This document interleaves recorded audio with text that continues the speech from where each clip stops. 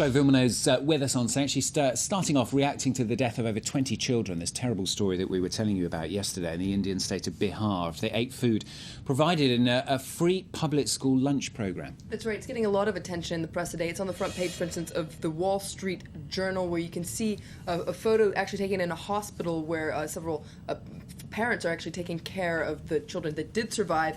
As you can imagine, it's also getting a lot of attention in the Indian press. For instance, it's on the front page of the Times of India. And in fact, the Times of India provides really vast coverage of the incident. For instance, it comes back on the fact that this program, this hot meals program, is seen as being very popular in India, as it's trying to tackle malnutrition in India. So how did this poison on the plate happen? Well, the Times of India points out that in the state of Bihar, well, this in a way was just something that was waiting to happen. It says that the midday lunch scheme is a mess. This is due to poor quality and lack of hygiene.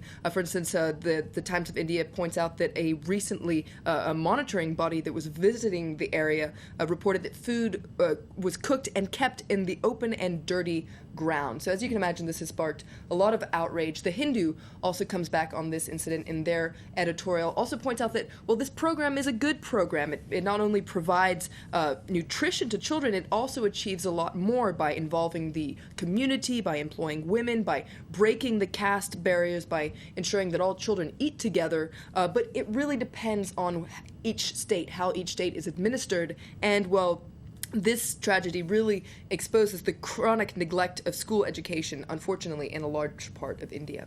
Okay, another controversial story that's making the headlines today. This is a controversial cover, really, isn't it, of Rolling Stone? That's right. We can read about it in the Huffington Post, actually, that comes back on this controversy. And you can see there, it's not a photo of a rock star or an actor. It's a photo of the Boston bombing suspect, Dzhokhar Tsarnaev. Now, this is a self-portrait that he took. And so there you see him with that word there, the bomber. But also it says how a popular, promising student was failed by his family, fell into radical Islam, and became a monster. Now, this has really sparked a lot of outrage on Twitter and Facebook. For instance, the governor of Massachusetts said it was out of taste. Several retailers have actually said that they're going to boycott Rolling Stone. A lot of people say this is glamorizing him, making him into a celebrity.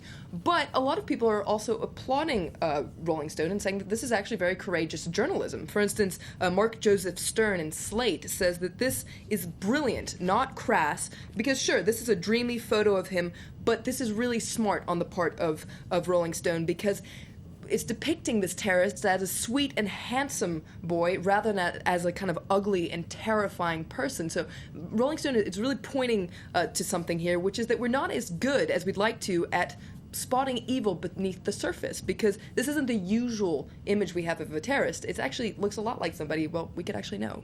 Okay, evil beneath the surface kind of sums up the next story, potentially. Anyway, here in France, the Tour de France in full swing. Good story, but there's still that shadow, isn't there, of potential doping creeping into it. That's right, and the International Herald Tribune is focusing on just how a lot of people are trying to stay one step ahead of the doping. So you have sports officials, but also a bunch of amateurs, and the International Herald Tribune focuses on a small group of physiologists, sports doctors, and just enthusiasts who, well, they're using stopwatches and calculators to try to spot doping. Now, they formed kind of a loose alliance on the internet. They share their information.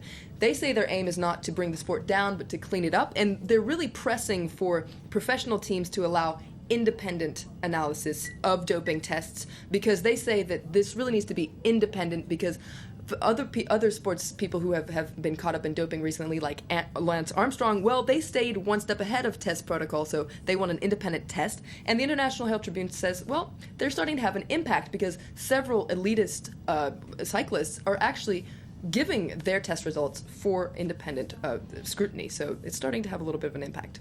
Flo Vilmaneu with the international papers here on France 24.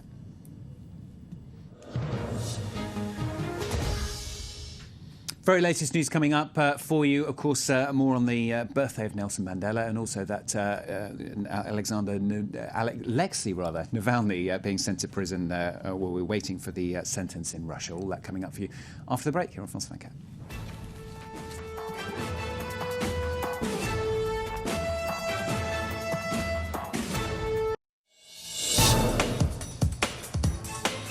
This week we're down to earth in England. This isn't just a casual walk along London's River Thames. I'm with an award-winning university group who have a goal to clean up the world's dirtiest waterways. They think they can make plastic disappear. Sounds like magic, but it's just the type of project that could be possible under a radical new way of doing science. Don't miss Down to Earth. Today, 5:40 p.m. Paris time on France 24. Down to Earth, brought to you by the African Development Bank.